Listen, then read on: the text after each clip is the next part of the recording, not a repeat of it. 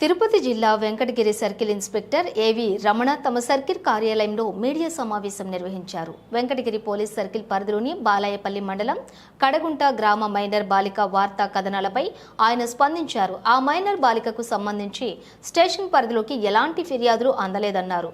గ్రామ వివాదాల కారణంతో ఎలాంటి న్యూస్ సర్క్యులేట్ చేశారని ఆయన పేర్కొన్నారు.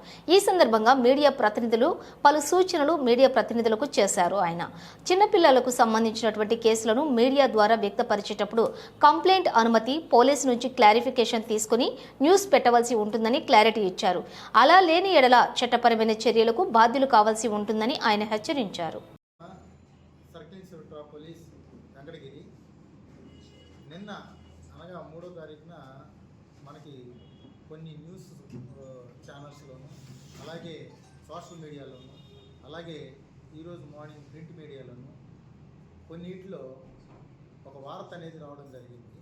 అది బాలాయపల్లి మండలం కడగుంట అనేటువంటి విలేజ్ నుంచి ఒక మైనర్ బాలిక అంటే 5 సంవత్సరాల బాలిక మీద అఘాయిత్యము అని చెప్పేసి అలాగే పోలీస్ స్టేషన్కి వెళితే పోలీసు వారు దాన్ని ఏదో కాంప్రమైజ్ చేసి దానికి డబ్బులు ఇప్పించారనేటువంటి వార్తని స్ప్రెడ్ చేశారు. అయితే అసలు పోలీస్ స్టేషన్ దగ్గరికే ఆవిడ రాలేదు. కంప్లైంట్ అనేది మన పోలీసు వారికి ఇవ్వలేదు. కానీ ఏదో ఉన్న గ్రామంలో ఉన్నటువంటి కొన్ని వివాదాలతోని ఈ విధంగా స్ప్రెడ్ చేసి దాని న్యూస్ని అలా సర్క్యులేట్ చేయడం జరుగుతూ ఉంది. ముఖ్యంగా ఏదైనా చిన్నపిల్లల విషయంలో కానీ ఆడవారి విషయంలో కానీ ఏదైనా ఒక న్యూస్ని మనం సర్క్యులేట్ చేయాలంటే తప్పనిసరిగా వారి యొక్క అనుమతి తీసుకోవడం కానీ లేకపోతే పోలీసు వారిని క్లారిఫికేషన్ కానీ తీసుకోవడం కానీ చేసి దాని తర్వాత స్ప్రెడ్ చేయాలి.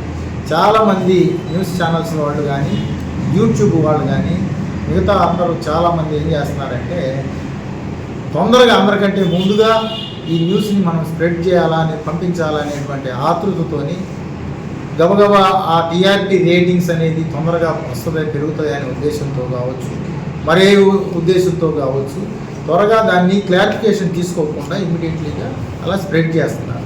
ఇప్పుడు ఒక 5 years ఉన్న పాప వాళ్ళ పేరెంట్స్ అనుమతి లేకుండా పోలీసు వారి దగ్గరికి కూడా రాకుండా ఇటువంటి కేసు కూడా నమోదు కాకుండా ఏ రకమైనటువంటి ఇన్సిడెంట్ కూడా అక్కడ జరిగినట్టుగా మనకి దాఖలాలు లేవు.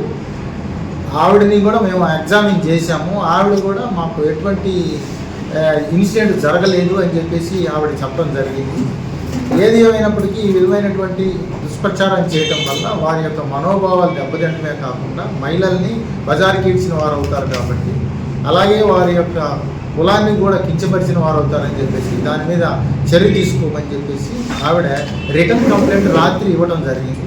దాన్ని బేస్ చేసుకుని ఒక క్రిమినల్ కేసు కూడా రిజిస్టర్ చేయడం జరిగింది.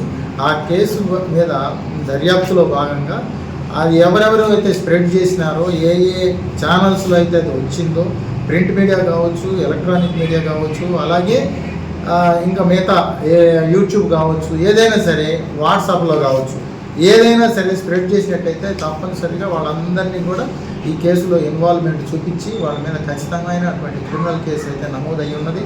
దాని మీద దర్యాప్తులో భాగంగా వాళ్ళందరినీ కూడా కేసులోకి ఇన్వాల్వ్ చేయడం జరుగుతుంది.